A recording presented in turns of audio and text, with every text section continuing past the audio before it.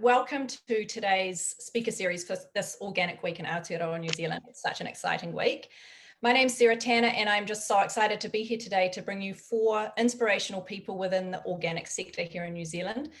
And we have a running theme today for the event of healthy food, healthy people, and healthy planet, which is perfect timing for right now, of course.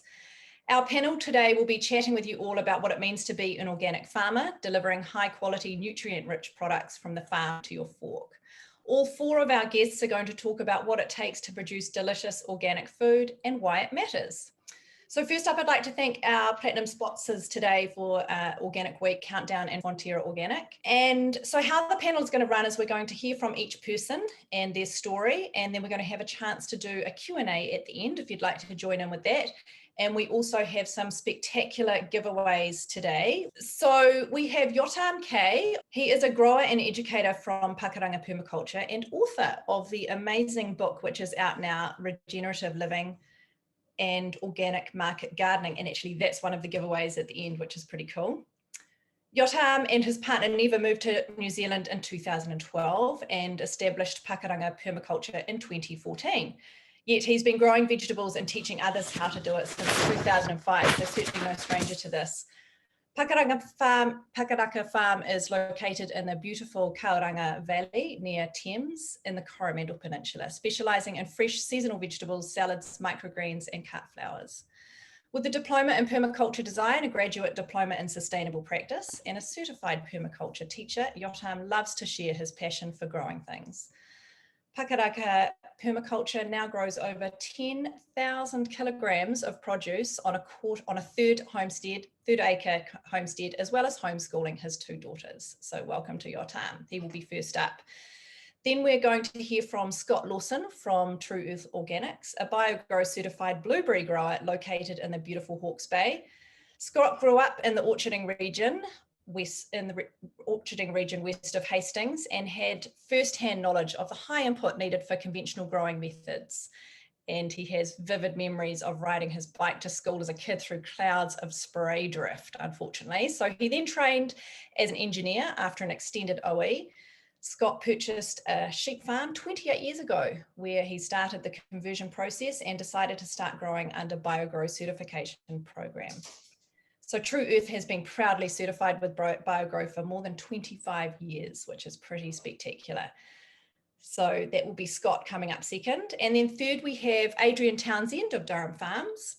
Durham Farms is located in the beautiful hills of the Bunduruans in Waipu, Northland.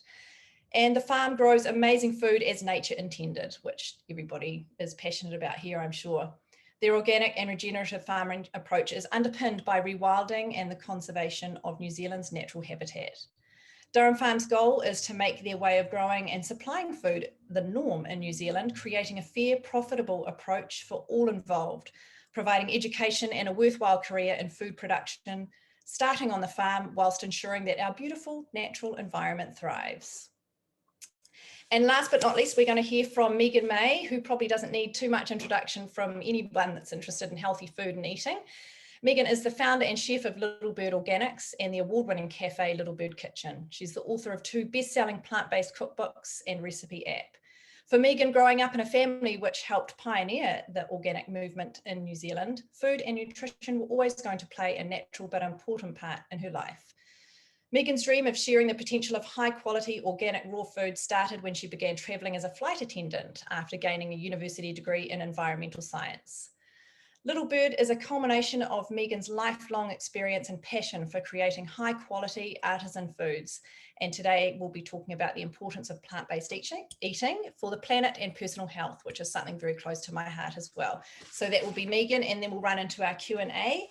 And our giveaways at the end. So as you can tell, it's a very inspirational, exciting, diverse range of people going to talk today with our theme. I'll say it again: healthy food, healthy people, healthy planet. Away you go, Yotam. Hello everyone. Kia ora. It's a privilege to be here. Thank you all for coming. Thank you for inviting me, for all the organizers. And thank you, Sarah, for introducing everyone. I'm going to talk about what we do here at Pakaraka Farm. I hope you can all see me well.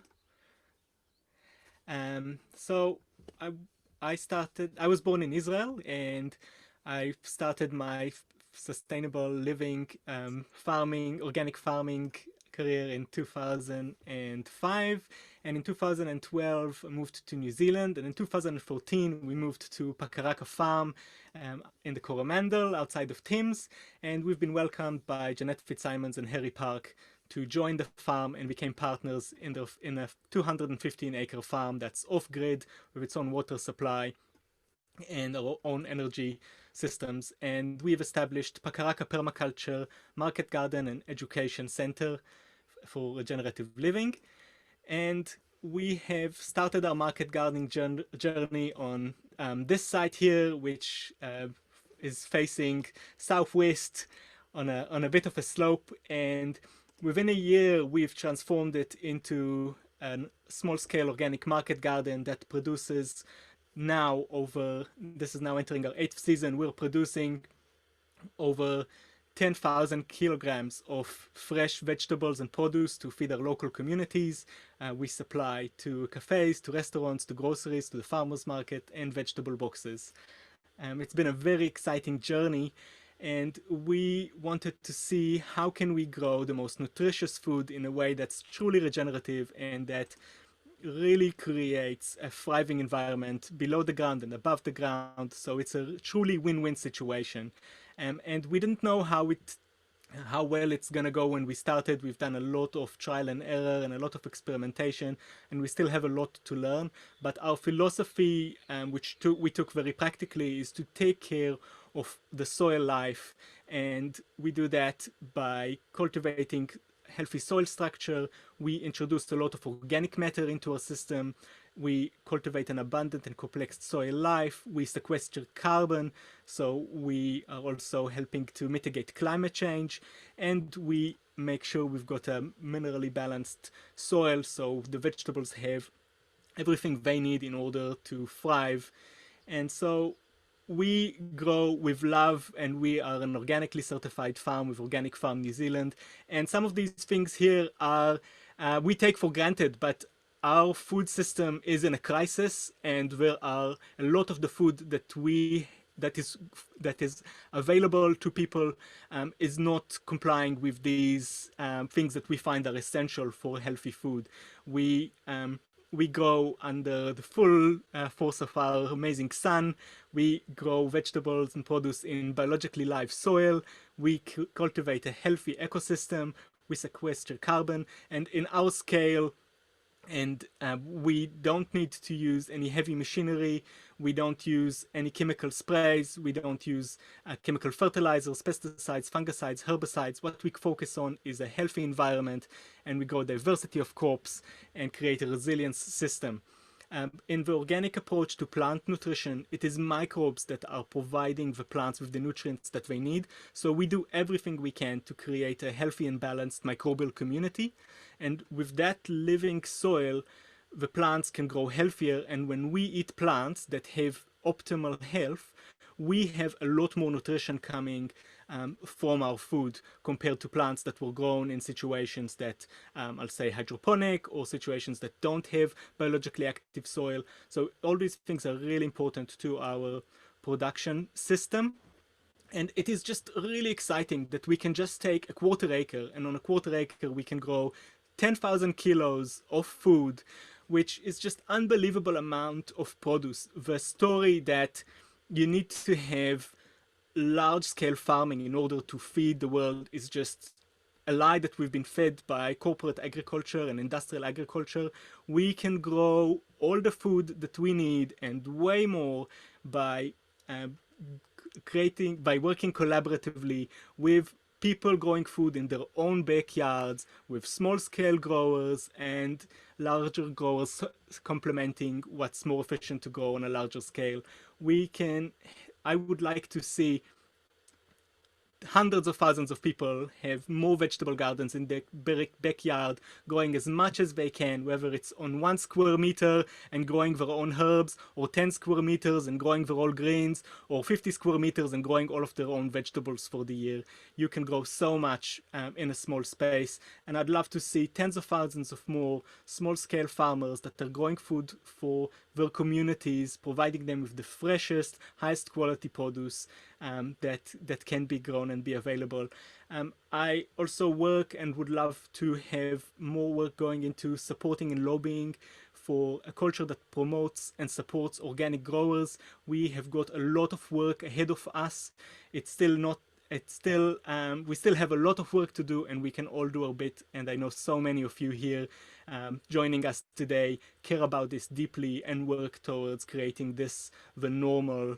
So I hope that we will be in a situation where when we talk about conventional farming, it will be what we mean is organic and regenerative without chemicals. Thank you all very much. I hope you enjoyed listening to this presentation.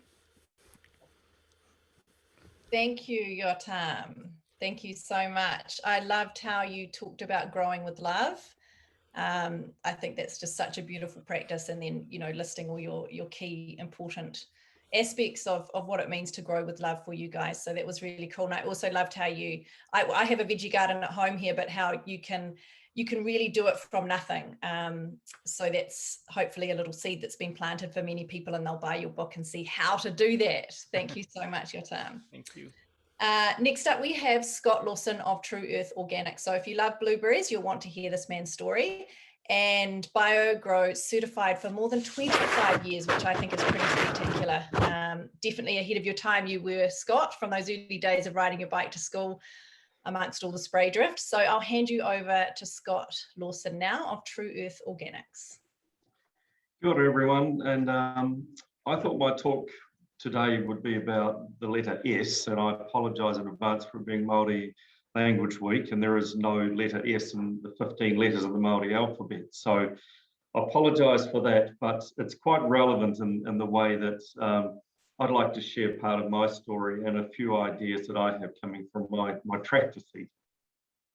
And I feel as though I'm lucky enough to have chosen a career in one of the most important jobs in the world, which is actually growing healthy food from healthy source for healthy people in a healthy society. And you'll hear this mantra repeated by many of the panelists at different times as well. So I'll aim on a quick 7 minutes today, just to briefly share my story and some of the effects it may have on your health and our wider health as well too. So September is springtime for us here, and it's the time of awakening, new energy, the right time to start getting stuff done. And I'm thinking of some of our friends around New Zealand at the moment that are getting some shite weather with snow and all sorts of stuff hitting them as well too. So and the sun is trying to come out here in Hawke's Bay after a small shower of rain this morning. So it all starts with the soil, and my experiences, and I'm talking on whether it's a small, medium, or a home garden situation. I hope we've got more than 7 people listening to us, so there'll be some small home gardeners, and there may be some other larger growers there as well too. But site selection for me is really important, and what you wish to achieve. And as you often mentioned before, whether it's a small home garden for your herbs at home, or something to feed your family or your wider community. Choose your right site, and whether that's you may be restricted in what your site is, but think seriously about that. And the suitability of your purpose is the home garden you've got in the right place at the right time, or is it on the side of your house where some old lead paint has been sanded down and fallen into that soil? You don't wish to grow your own food in that area of those toxins, etc. So many of our new subdivisions that we live into are ex-farmland and sometimes ex-intensive horticulture, and the old practices of using arsenic, etc., as insecticides in the past will still linger about in our soil. So most councils have a protective barrier in place to say in those housing subdivisions, the soil has to be tested to make sure there's no contaminants in there, or the possibility of contaminants drifting into your place as well too. So The soil to me is about 3 parts, and it's a biological, the physical, and the chemical makeup of that soil. And they all have to work in together. Not one is necessarily more important than the other, although we would say in soil science in the last many years, biological factors have not been considered as much as they should be, and they are now a big part of our restoring and regenerating our soils and our food supply system. So to produce nutrient-dense food, I believe you need that healthy soil, and that means no soilless or hydroponic or substrate growing systems. It means real live soil with high biology in that soil. And by soilless, we see a lot of hydroponic vegetables being grown. We see a lot of substrate soils grown. Most of your hothouse vegetables you buy these days are grown in a substrate like coir or peat moss, etc. as well too. And in my opinion only, this is in my opinion, is that you haven't got the diversity of biology and the soils and the nutrients and everything available to produce nutrient-dense food in that situation. Soil can also be a carbon sink, and it really helps to improve our own productivity on farm, and it increases our capacity to hold more water and mitigates against climate change as well too. It's truly a carbon sink, our soil, if we get it right. So encouraging more of that can be a great help. When we think about soil and growing, I'd suggest select the right inputs. Make your own compost, do the right testing of the soil. And this is available through New Zealand companies like Hills Labs and many offshore companies as well too. And you can ask for your test results from input suppliers. Don't just buy any old compost from a local garden supplier without knowing what it is, where it's come from, what are the ingredients in that. Also, please be safe with your own health when using these different inputs. And by that, I mean something that's often touted as an insecticide control is diatomaceous earth, which is a very high silica content. And that can actually be detrimental to your earthworms whilst you're trying to target some insects on the bushes as well too.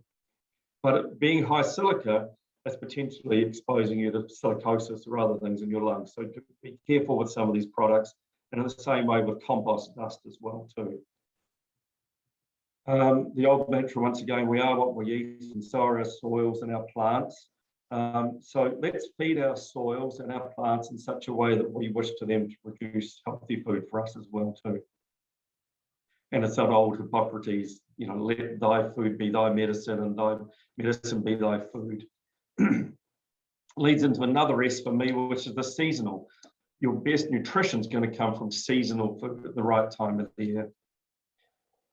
And I should be sharing my screen. I apologize for that. And I will share a screen here very quickly. And I'm close to the end of my presentation. Oh, I've made a mistake. Sorry, I will just come back. And here we are here. Sorry, it's taken my face off the screen, which is a good thing. So the seasonality is where we get our healthy food from. I wanted to briefly mention seeds, in particular heritage seeds, and there's many great people in New Zealand working on this. The Koanga Institute is one. I encourage you to go to their website. There's a wealth of information on there. King Seeds, Eco Seeds, Seed Savers, Aotearoa New Zealand. We've got various seed saving networks all around New Zealand, and these can help us keep that heritage seed going, because we believe that with the right type of seed grown in the right soil and the right environment, we can get more nutrition from that. Set aside part of your garden for beneficial insects and a composting area, etc. as well too. Self-sufficiency. And I'm talking about this from a food producer's point of view with our farm inputs and that sort of thing. It's fantastic if we could see from your paddock to plate and back to the paddock, be less reliant upon those artificial inputs that come from overseas, etc. And this is one of the main things that started me growing originally when I started asking questions about how we do things from our conventional growing methodology. So I was concerned that if the ships stopped coming to New Zealand one day, would we still be able to produce our food?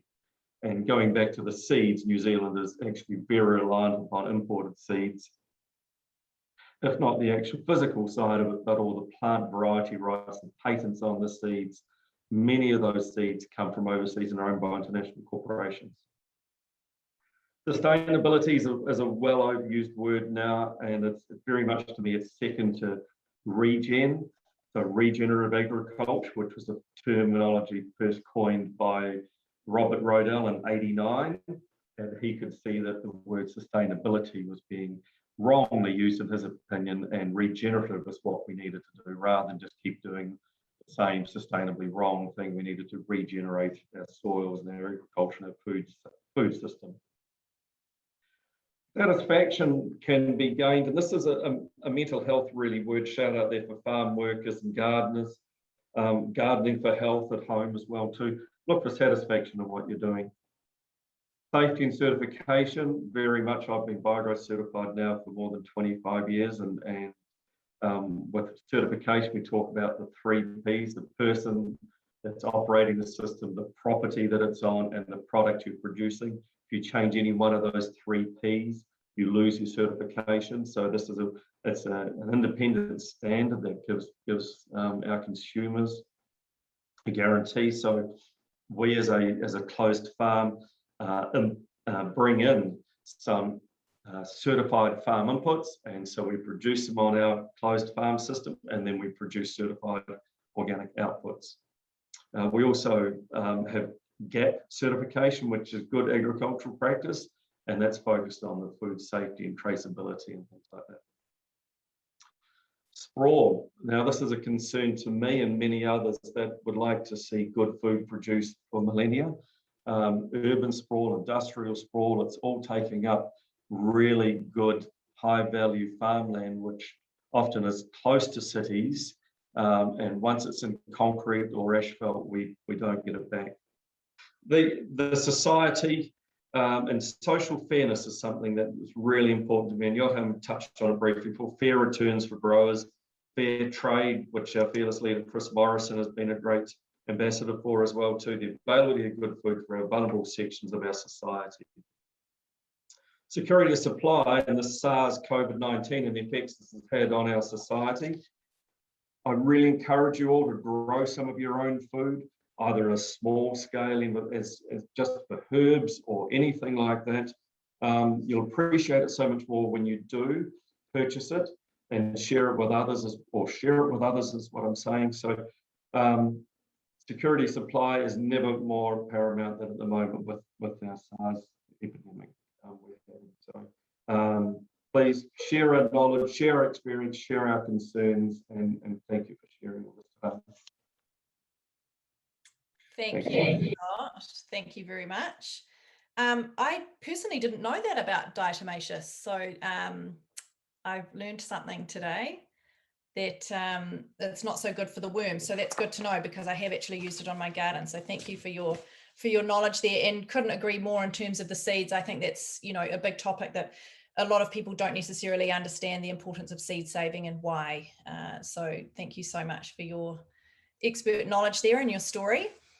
And we've had a few questions popping up. So just to confirm, guys, that we will touch on those at the end. So keep them coming in, but we will touch on those questions and answers at the end. So next up, we have Adrian Townsend from Durham Farms. And Adrian's going to talk about his process on the farm and how they are trying to change the whole approach of growing and supplying food in New Zealand. Welcome, Adrian. Kia ora. Thank you, Sarah. Can you guys see me and hear me? Yes. Perfect, lovely, okay. So first of all, thank you very much for having me be part of this panel. Always excited to talk about what we're doing. So I will go straight on to our little presentation.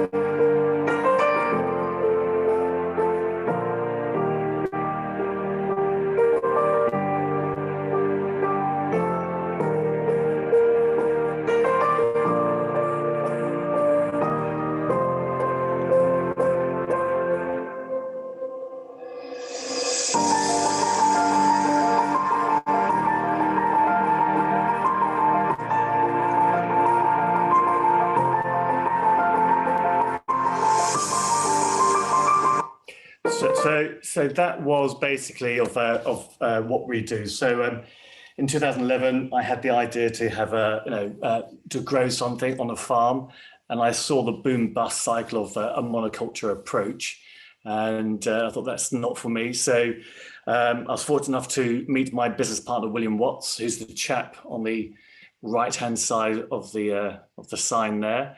And we bought our first farm in 2016, which is 340 hectares, and became fully certified organic in October 2019. And we now oversee land of over 740 hectares, and we take a mixed farming approach where we produce dairy, horticulture, eggs, beef, honey, etc., under our brand Durham Farms.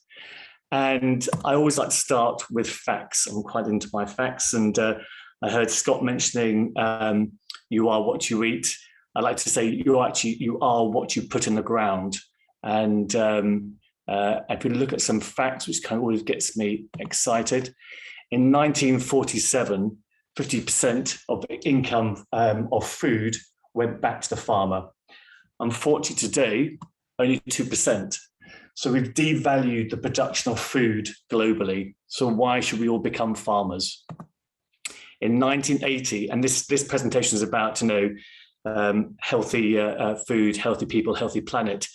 In 1980, 18% of the US family income on average went on food and 9% went on medical care. 40 years later, it's the other way around. 9% of the US family income goes on food and 18% on medical care. So there's a direct correlation between the food we're eating and our health. And you can see we're spending more on health now, and we've devalued food. In 2011, there's a chap called Professor Hans Heron. He calculated that we're producing enough food to feed 14 billion people globally. They reckon by 2050, the planet will have 10 billion people at most. But that 14 billion people's worth of food we're producing, a lot of it goes on biofuels or goes into feedlot systems, produce beef, etc. Scarily, we waste 1/3 of all the food we produce, and 50% of that is in the US, and that food is wasted either on the farm, in transit, in the supermarket, or in the back of your fridge somewhere. To put that into real terms, if you take an average, a skip you get on a building site, which is 12 cubic meters, if you stack them on top of each other, they go all the way to the moon and circumnavigate the moon once. That's the amount of food we waste every year in the world. If we just save 1/8 of that food that we waste, we could feed the 1.1 billion people that are not having the right amount of food or are starving in the world today. In 2017, the UK, the Environment Minister at the time, announced that the UK had 30 to 40 years left of soil fertility. And that's because we've been killing our soil over the years with intensive farming. For every human on the planet, 3.4 tons of topsoil is lost every year. And both Yotam and Scott have mentioned the importance of soil. We're losing it due to wind erosion, water erosion, because we're actually killing the soil itself. It's not bound together. And the fact we've got this urban sprawl, we're losing the important topsoil, which is what produces everything for our food every year. 3.4 tons per person every year. So quite simply, in our eyes, intensive synthetic chemical-based monoculture farming produces low quality, nutrient deficient food. As I say, I think you are what you put into the ground. If you put rubbish on the ground, you're going to get rubbish out of the ground. That also leaves, if we ingest it, it's unhealthy for us, and ultimately it's unhealthy for the natural environment. In my eyes, we've lost the ability to farm with nature. So we've been evolving our business approach, and it is a business. Anybody who thinks they're going to farming as a lifestyle, you can't run a business as a charity. We have to be profitable. But for us, for that to be profitable, we have to farm as part of the ecosystem. No, humans aren't the only creatures that farm. There are certain birds, certain ants, certain mammals that farm. So for our approach at Durham Farms, we set aside 25% of the land as a protected natural environment. There's a very interesting study by the Stockholm Institute called Planetary Boundaries. I recommend everybody has a look at that.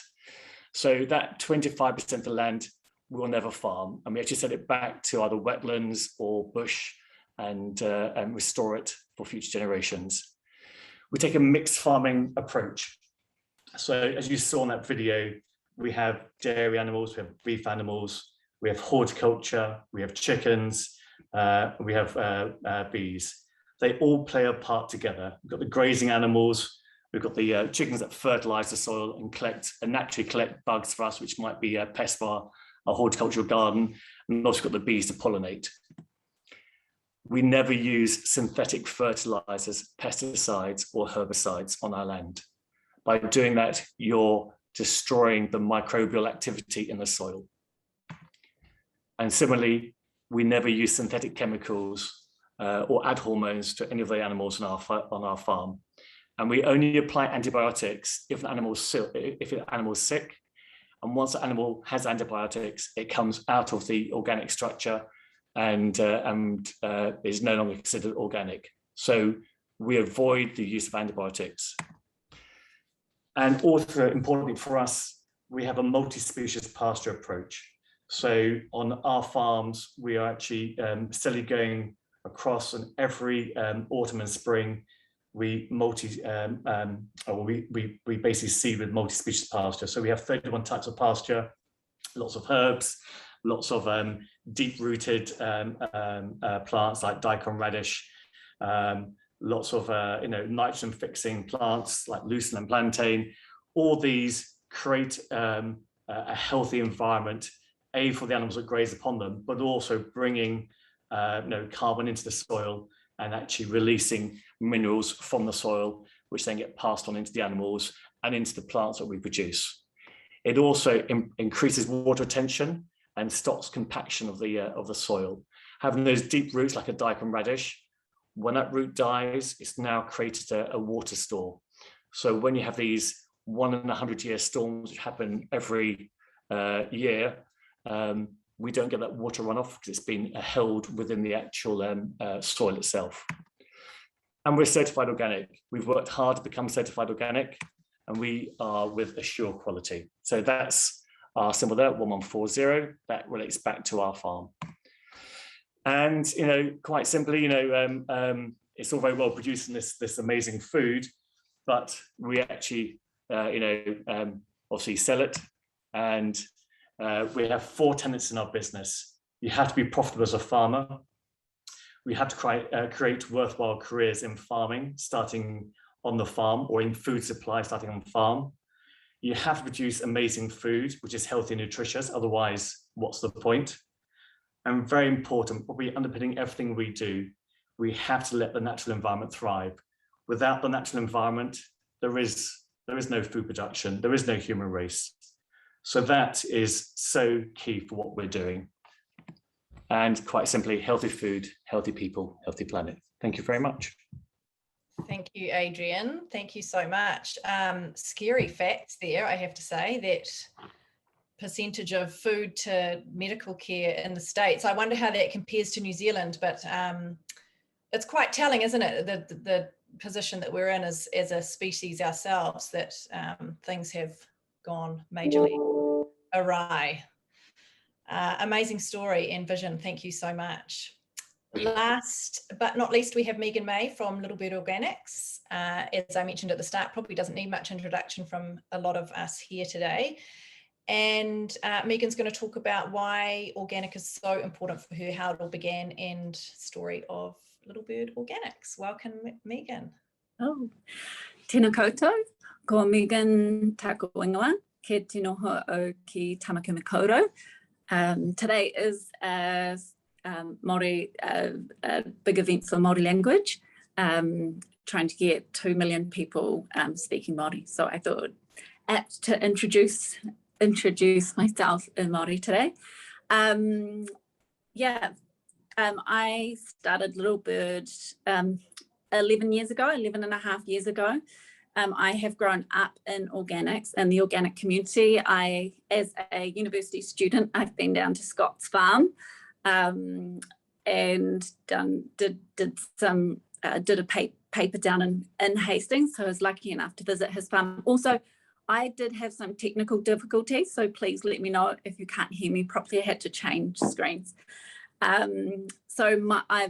was at the first BioGrow meeting in 1981 as a baby, and have organics as very much a part of my family history. And it's something to me that's just a given, that it's common sense that that's what we should be focusing on. And I had done environmental sciences and thought I would end up working in organics like my family do. But I realised at one point when I was working at the Auckland City Council that I could make much more of a difference rather than educating people with my words or trying to get people to change their actions, like their sort of bigger actions, that actually the biggest impact I could have was changing what was on people's plates. And I have always been good with food, and I have this love of food. And I was finding that within the office, I found myself cooking for everyone and trying to encourage everyone into organics and eating healthy foods through the food that I was making. So I eventually worked as a chef and became, tried to sort of bring those things together. I loved food, but I didn't have the training in that. So I went to become a chef, and then I actually got really sick chefing. I was making sort of regular food, not using the ingredients that I'd grown up with. I got very sick and was unable to work for a couple of years in my sort of mid-20s. So then eventually I sort of found my way out of that, and that's where Little Bird comes from. I wanted to, I've some water. Sorry. So Little Bird comes from this understanding that we're really disconnected from the environment as a people, and we're really disconnected from where our food comes, and we're disconnected from how to cook really good food. So Little Bird was to showcase that you can have, if you change what you're eating, you can really improve your health, and you can also improve the environment's health. And I think, that's what we try to do through showing people how good this food can taste and educate them on how they can also cook themselves. So that's kind of our big mission at Little Bird, is to sort of bring that all together in one place and sort of make eating this kind of food. So we are a plant-based company, and we started off with a packaged range of products which we sold at organic stores, and we also sell them in some supermarkets as well. And then we opened a cafe, and for me the cafe was that place where I could take all the amazing food from the different farms and put that on a plate in a way that was modern. And I did grow up in health food stores, and that food was it doesn't appeal to the mainstream, and it was hard to, I was always the odd one out with what was in my lunchbox. And so I really wanted to do a modern take on what that, my experience was growing up with food. And I think it's, we do have a health crisis, and we do have an environmental crisis, and it's no coincidence that those two things are sort of the major things happening in the world right now. And that's because, we're only as healthy as the environment that we live in. That's where Little Bird comes from, and that's what we're sort of on a mission to do, is to find ways of inspiring people to eat plant-based foods. And the reason plant-based is so important, and I grew up on on an organic farm where we where we had small animal agriculture and horticulture there. And we're at a point where plant-based eating is becoming more and more important. The recent environmental reports say, we're in an environmental crisis, and we are hitting some of the tipping points. And a quarter of our global emissions come from food production, and switching to an organic whole foods plant-based diet is a really important part of that solution. And so that's, for Little Bird, that's kind of what we're on a mission, is to get more people eating a predominantly plant-based diet in the whole foods organic space, as in opposition to all the highly processed foods that are coming into this space. So yeah, that's why we were created, and why we're, it feels even more relevant than when we started 11 years ago. So yeah. Amazing. Thank you so much, Megan. I can't believe you were in the first BioGrow meeting as a baby. I mean, that's pretty outstanding, isn't it? It was meant to be. Thank you so much for your story. And I think everybody, you can just see and hear the passion that's coming through from everybody. And whether you're plant-based or not, I think organic, as a whole and approach is definitely the way forward for our theme, which is healthy food, healthy people, healthy planet.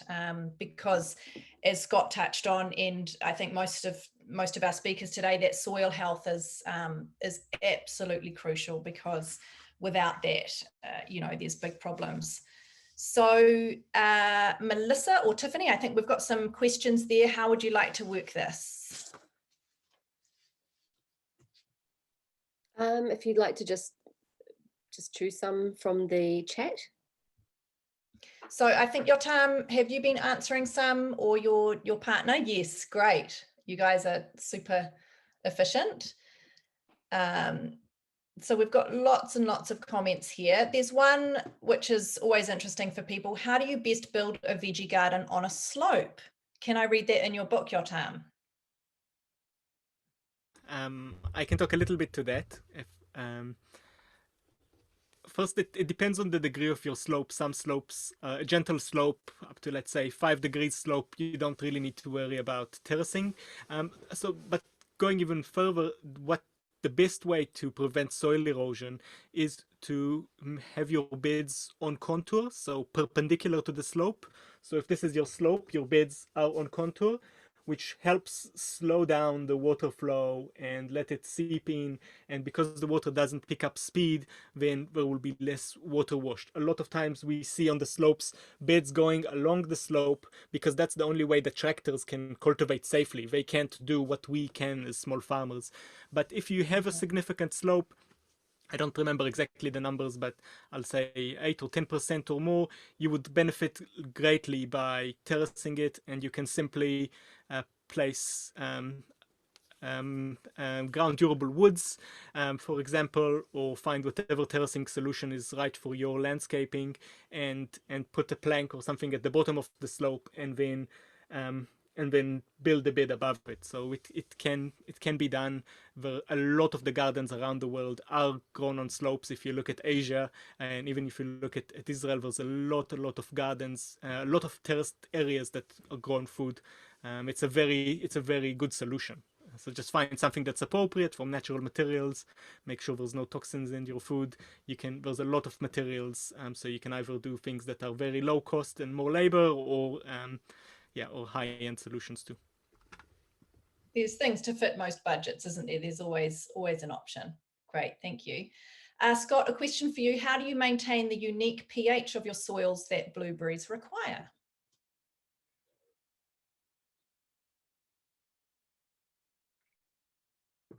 Sorry, some troubles unmuting myself there. Good question, and I find it easier to actually speak than type. So in New Zealand, we're used to two families of blueberries. We have the high bush family, which actually come from the snow country, high country, and they're the first blueberries that flower and fruit early, and they're normally finished by January as such. And then we start in with the rabbit eyes after that. Now, each family variety of blueberries is more susceptible to different pH effects. So with a rabbit eye, you don't need to be so concerned about it. We can grow rabbit eyes in pH 6, for instance, but with a high bush, they're very pH sensitive. So ideally, we'd be aiming for a pH for around 5, because if you look at where a blueberry is evolved from, which is in the understory of a forest, it's high organic matter, moist all the time, and a higher pH as well. At the lower pH, sorry, more acidic soil. So when we have a higher pH in our river alluvial soils, we need to lower that.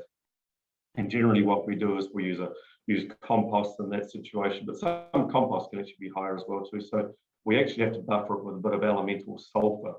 And that's what lowers our pH, is the elemental sulfur, and you can buy that in home garden supplies, etc. as well too. So buffer that, have lots of organic matter, have lots of moisture and lots of shelter. So always look at where your crop is evolved from. And as I say, blueberries in a forest floor situation. So that's how we do that. And then we have to be careful, because our water, we have an underground river underneath us here. We have in Hauora, we have an amazing aquifer which comes from the Hauora River. And the pH of that water that we're drawing out is actually pH 8. And we need to irrigate a lot in a cultivated situation. So we're continuously raising the pH of our soil, because a pH 8 water is going on land which we're trying to get between 5 and 6 with a pH. So we need to continually buffer with a little bit of sulfur. If we had access to some more organic vinegar bases or something, some citric acid bases, some natural acids, that could do it as well too. So conventional growers will use a chemical acid base to lower their soils. I hope that answers the question. Wow, yes, it's amazing. A couple of other questions here. So from lovely Sarah, lovely to see your face today. Not myself, of course, another Sarah on the screen. What do you feel are the most impactful changes individuals can make to how they consume? I don't know who in particular, maybe Megan, you'd like to touch on that. I mean, I know it's difficult when you're in your own bubble, so to speak, of health and wellness, and you've always eaten and practiced a certain way. But for someone just starting out, maybe if you can, a few key steps to help people that want to start out, how can they get started? Because it is such an overload of information, and often what's deemed or packaged as healthy is kind of hidden as a bit of greenwashing, so they speak. So they say. So perhaps you could touch on a few key steps newbies that are really keen but don't know where to start can get going. Yeah. I think there's some really key easy ones there, and I think that is keeping it simpler. There is so much information out there and it can get really technical, but it is really bringing it back to simple foods. So it's bringing back to organic whole foods, growing your food, shopping at a farmer's market is like just a really great place to start, to be having more, putting more healthy foods in your pantry and in your fridge. And trying not to get too technical with it, just learning to enjoy different ingredients. Like if you are eating the food from any one of the farmers that are speaking here, you will learn to taste the difference between, really good, well-grown food. And you've got to change your palate is a big part. So it's introducing yourself to more healthy, whole foods ingredients and plant-based ingredients. So I think it's starting with simple things like that and just focusing on plant-based whole foods for the majority of your diet is just, it's simple, and that works for your health, and it works in an environmental context as well. Great, thank you. And I'd agree. I think, incremental steps are always going to make it more maintainable. So maybe it's one meal a week that's focused on organic ingredients and sourcing locally, and then you just build on that. And before you know it, you'll be like all our glowing panelists here today. I'll just add to that, Sarah. I think with regard to if it doesn't look right, if it's a bright yellow colour, or it's the shiny wrapper, it's probably not good for you to eat. Yes. And so unprocessed as possible. I think also with regard to what COVID's done, it's really got people asking, where does our food come from? We've seen at Durham Farms how our home deliveries have gone through the roof, because people are saying, I want to connect back to the land, understand where the food has come from. Mm-hmm. So as Megan said, get down to your farmer's market, get to know the actual producer, ask them some really difficult questions. Have you put sprays on this? Have you grown this? And you'll find quite a few farmers markets, the actual stall owners, some of them actually aren't producing the food themselves, they're just reselling. So ask people like myself and Yotam and Scott and Megan some really difficult questions. If we can answer them, perfect. If we can't, then we're just greenwashing. So don't be afraid to ask, and it doesn't have to be expensive. We've noticed during lockdown, a lot of non-organic product is more expensive now than organic product. So more of us actually doing this, the cost comes down. But ask hard questions. Great, thank you. Sarah, if I could just add a little ditty there as well. Yes, too. And as a founding member of the Hawke's Bay Farmers Market, we were really strong on saying that the food had to be produced by people within that market, within Hawke's Bay. So beyond selling, Adrian's talking about, that happens in many markets, and it's a real concern when you walk into a rural regional farmers market and you see product that you know has come from a totally different region, and just reinforcing the fact that if you buy seasonally at that time, and it's about educating, asking questions, and then we don't get things like chefs doing specials on eggplants in August and September, when eggplants need to be grown outdoors in the summer. They take quite a few months. That's more of a late summer, autumn type vegetable, not a middle of winter or a spring vegetable. As an eggplant as an example I'm using, that's been indoor grown. So source it locally, understand where it's coming from. Great, thank you. We are coming up to 1:30, but I'll just ask another question here, which I think is quite interesting to hear your answers.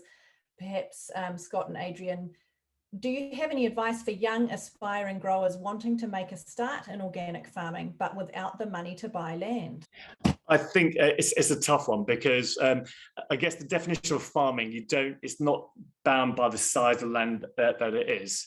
And microgreens is a great way to start, for example, because you don't need much land for that. So if you can, land is expensive, and the further away you go from the big cities, the cheaper it is. The closer the cities, the more expensive it is. But you can start growing in your own backyard.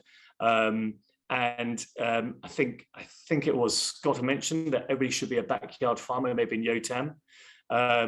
Anybody can start.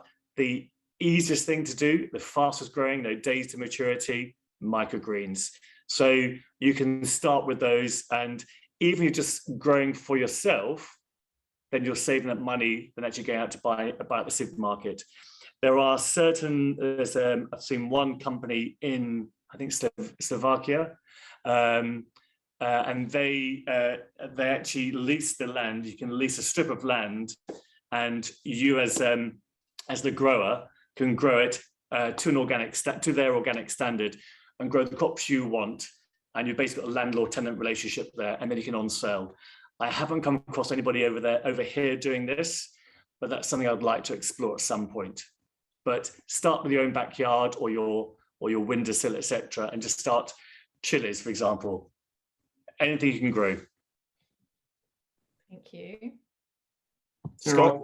I think we're all here today because we've followed our passion for what we're interested in, and Yotam's a classic of this, and so is Adrian as well too. And if you're interested in that farming, growing thing, you'll find a way to do it. So go and find somebody that is local with you, that you can share your passion. And as organic farmers, we wish to see more people doing it. That's our philosophy. And we will always help you find a way, or we might know somebody who's looking for some help. And the tenant farming option, as Adrian's mentioned, it's a really big part of what we could do here in New Zealand in a better way, rather than in the past. We've all had a chance to easily buy some land, whether it be smaller or larger scale.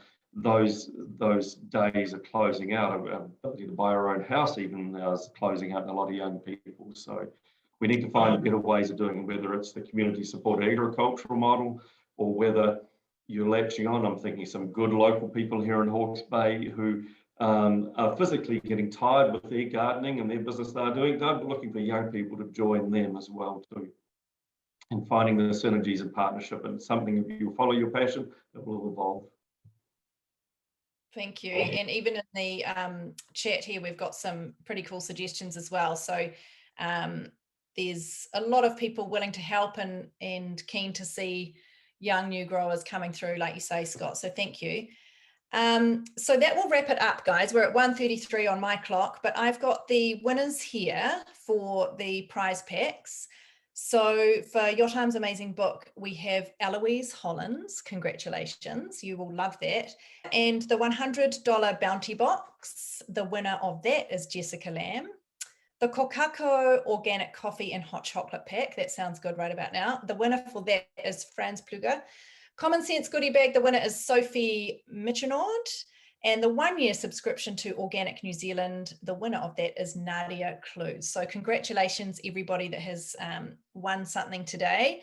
And I'm sure if you have any other questions for any of our amazing panelists today, head to the Organic Week New Zealand website, where you will see their names and maybe, you know, some links to their websites if you wanted to email them, or on their social media channels as well, because it's a great conversation, I think, to continue on with. There's lots of amazing topics to cover and so much information to take in, and people are saying thank you. So definitely keep in touch with anyone that piques your interest today, and if there's any further questions, let them know. I'm sure everybody is very keen and willing to offer up any information and inspiration for budding organic fanatics like ourselves.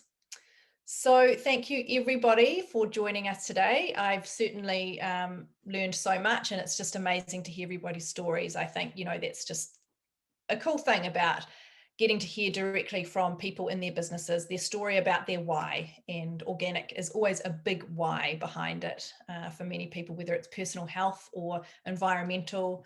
And so we've had a lot of stories shared today, which I'm grateful to be a part of. So thank you to Organic Week New Zealand for organising these events, and the platinum sponsors, which we mentioned at the start. And everybody, enjoy your afternoon. Thank you so much.